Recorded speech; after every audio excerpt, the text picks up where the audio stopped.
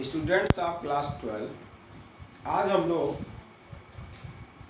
Composition of function के कुछ question पढ़ रहे हैं। उसमें पहला क्वेश्चन आपका कुछ इंपॉर्टेंट क्वेश्चन है। फर्स्ट क्वेश्चन आपका है, find graph and for if function f is defined from r to r and function g defined from R to R are given by fx is equal to cos x and gx is equal to 3x square so that graph is not equal to 4। ये question ये है कि एक function हमारा f R से R पर और function g R से R पर इस तरह से डिफाइंड है कि इस fx की वैल्यू cos x होती है और gx की वैल्यू 3x स्क्वायर हो जाती है। तो हमको दिखाना है कि ग्राफ हमारा फाग के बराबर नहीं होगा, ये दोनों इक्वल नहीं आएंगे। तो इसके सॉल्यूशन के लिए first of all function f is from r to r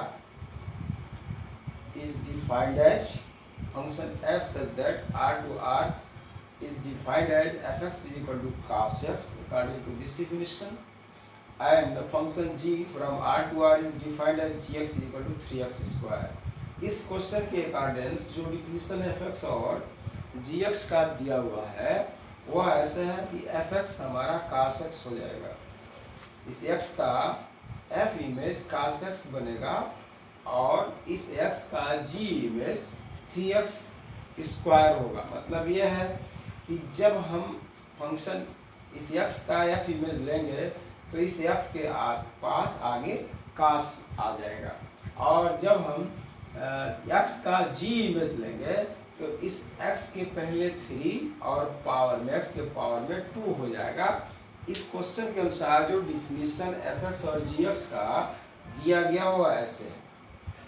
इन्हीं दोनों कॉन्सेप्ट का यूज हम इसको प्रूव करने में ग्राफ और फाग आपस में इक्वल नहीं है करने में करेंगे। तो यहाँ से सबसे पहले फर्स्ट ऑफ ऑल हम लोग ग्राफ फाइंड करेंगे।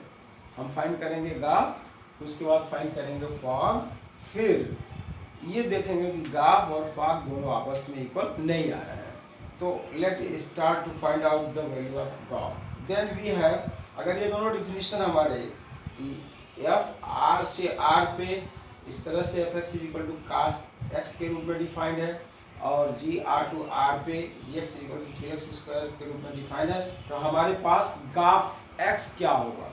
तो graph x is equal to g को हम बाहर करेंगे और f इस x के साथ अंदर ब्रैकेट में आ जाएगा। इसका मतलब इस ब्रैकेट के अंदर fx की वैल्यू राइट करनी है। तो fx की वैल्यू क्या है, cos x। fx की जगह पर हम यहाँ लिख दिए g बाहर हुआ और fx की जगह पर cos x लिख दिए। अब g के नाते अंदर का जो टर्म्स है वो 3x स्क्वायर की फॉर्म में ट्रांसफर होता है, तो g को यहाँ से हटाएंगे और इसके पहले 3 ला देंगे, जो अंदर है उसका होल स्क्वायर कर देंगे। तो आप ये देखेंगे कि ये ग्राफ x हमारा हो जाएगा 3 और ये x हमारा इसके ऊपर स्क्वायर हो जाएगा। तो this graph x is equal to 3 cos square x हो जाएगा। तो ग्राफ हमने निकाला कि ग्राफ x हमारा 3 cos स्क्वायर x है। अब उसी x के लिए हम फॉग फाइंड करेंगे। तो फॉग x के केस में f को बाहर किया, gx हमारा अंदर गया, इस gx की वैल्यू 3x स्क्वायर हो गई। तो f बाहर लिखे, gx की जगह 3x स्क्वायर लिखे, और f जब हटता है तो उसकी जगह पर cos आता है, cos। तो यहाँ cos आया और ये g हमारा ऐसे रहा। फिर इसको आप देख रहे हैं कि यहाँ पर cos 3x स्क्वायर है और यहाँ पे 3x स्क्वायर x है। इन दोनों में डिफरेंस है। तो ये देखा गया कि ये कभी भी इसके बराबर, दोनों आपस में इक्वल नहीं है। ये हमारा फॉग है और ये हमारा ग्राफ है, तो फॉग ग्राफ के इक्वल नहीं है। इस तरह से हमने इस क्वेश्चन को प्रूव कर दिया, और प्रूव करने के बाद रिजल्ट हमारे पास आया कि ये हमारा ग्राफ फॉग के इक्वल नहीं है। इसके बाद दूसरा क्वेश्चन से क्वेश्चन आपके पास है।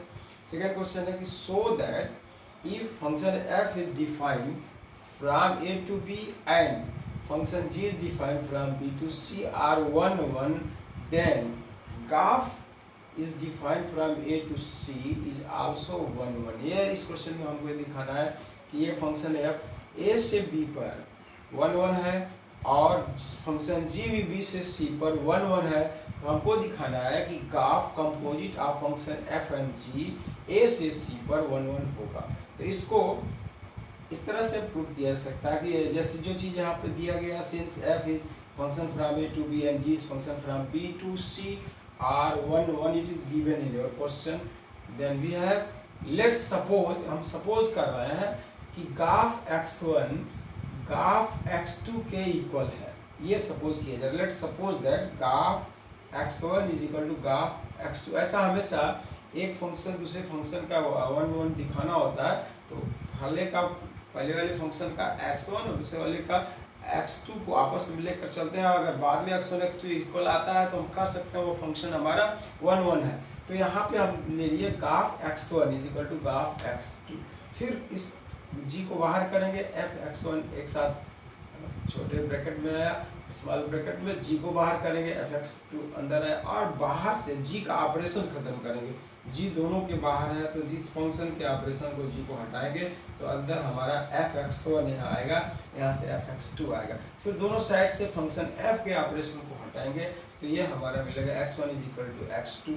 और x1 x2 होना ये शो करता है f के बाद आप इसको f x1 is equal to f x2 था और यहाँ पे मिल रहा है x1 x2 के बराबर हुआ। तो इसका मतलब ये फंक्शन f हमारा 1 1 हो गया।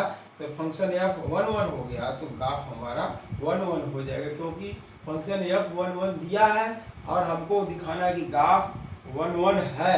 तो हमने दिखाया कि फंक्शन ग्राफ को लेकर के चले, कि ग्राफ की वैल्यू लेकर के चले और जो रिजल्ट आया है 1 1 दिखा दिया। इसका मतलब अगर ये 1 1 है तो ग्राफ भी 1 1 होगा। ये आप इस तरह से दोनों क्वेश्चन को ठीक से पढ़ेंगे और प्रिपेयर करेंगे। That is important for your syllabus. Students, अब हम लोग क्वेश्चन नंबर 3 उस कंपोजिशन फंक्शन का कंपोजिशन ऑफ फंक्शन का क्वेश्चन नंबर 3 देखेंगे। क्वेश्चन 3 है, consider function f from n to n, function g from n to n and function h from n to r defined as fx is equal to 2x, gy is equal to 3y plus 4 and hz is equal to sin z for every x, y, z in n, so that h of graph is equal to half of f। यह हमको prove करना है। तो prove करने के लिए इस question से जो कॉन्सेप्ट है उसको हम फिर उठाएंगे। सॉल्यूशन इसका ये होगा, since the function f such that n to n, g such that n to n and s such that n to r are defined as fx हमारा 2x हो जा रहा है, gy हमारा 3y plus 4 हो जा रहा है, hz हमारा sin z हो जा रहा है। करने का मतलब यह है कि अगर हम फंक्शन x का फंक्शन f पर इमेज देखेंगे तो ये x हमारा 2x में बदल जाएगा। अगर y का g इमेज देखेंगे तो इसका ट्रिपल करके y का ट्रिपल करके 4 ऐड किया जाएगा। और ऐसे ही z का h इमेज देखेंगे तो इसके पहले आने के बाद z के पहले sin z आ जाएगा। तो ये जो फंक्शन है उनका डिफिनेशन इस तरह से है। जब हमको अब इस बेसिस पे जो प्रूव करना है तो फर्स्ट ऑफ ऑल हम h ऑफ ग्राफ लेंगे, h ऑफ ग्राफ लेंगे। तो h ऑफ ग्राफ x अगर हम लेते हैं, h ऑफ ग्राफ x, तो इसका मतलब हुआ कि h को हम बाहर किए, ग्राफ ऑफ x हो जाएगा। फिर इसमें h को बाहर किए, g को बाहर किए तो fx हमारा अंदर हो जाएगा। फिर h को वहीं रहने देंगे, g हमारा अपनी जगह पर होगा और fx की वैल्यू 2x आकर के यहाँ रख दिया जाएगा। इसके बाद h हमारा बाहर है और g जैसे ही हटेगा जो यहाँ पे टर्म होगा उसका ट्रिपल करके 4 ऐड करना है। तो इस 2x का ट्रिपल करके 4 ऐड कर देंगे तो ये हमारा हो जाएगा, इसकी वैल्यू यहाँ पे हो गई। इसका इसमें मल्टीप्लाई करेंगे तो 6x plus 4 होगा और h जब हटेगा तो h की जगह पर साइन आ जाएगा तो यहाँ पे साइन 6x+4 होगा for every x belongings to n के लिए हो गया। तो ये h ऑफ गॉफ x हमने निकाला अकॉर्डिंग टू दैट फंक्शन। फिर दूसरा साइड जो हमको दिखाना है हॉग ऑफ f निकालना है। तो हॉग ऑफ f के लिए फिर इसके साथ x ऑपरेट करेंगे, हॉग को बाहर करेंगे, f और का फंक्शन f अंदर आएगा x के साथ, इस fx की वैल्यू 2x हो जाएगी। इसके बाद फिर h को बाहर करेंगे, g 2x के साथ आ जाएगा। यहाँ पे फिर g जैसे हटेगा इस फंक्शन का ट्रिपल प्लस 4 किया जाएगा, ट्रिपल ऑफ 2x+4 हुआ और फिर इसमें मल्टीप्लाई होते h ऑफ 6x+4 हुआ। इसके बाद जैसे h हटेगा उसके जगह पर साइन आ जाएगा according to this definition, according to this definition h हटता है तो साइन आ जाता है, sine 6x+4 for every x belonging to n। तो हमने देखा कि h ऑफ गॉफ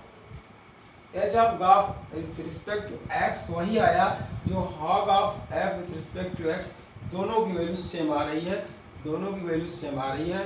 तो without any doubt you can say that this h of gof is equal to hog of f, it is prove. अब ये जो result है यहीं के लिए नहीं, किसी और जगह भी डायरेक्ट इस रिजल्ट को आप यूज कर सकते हैं।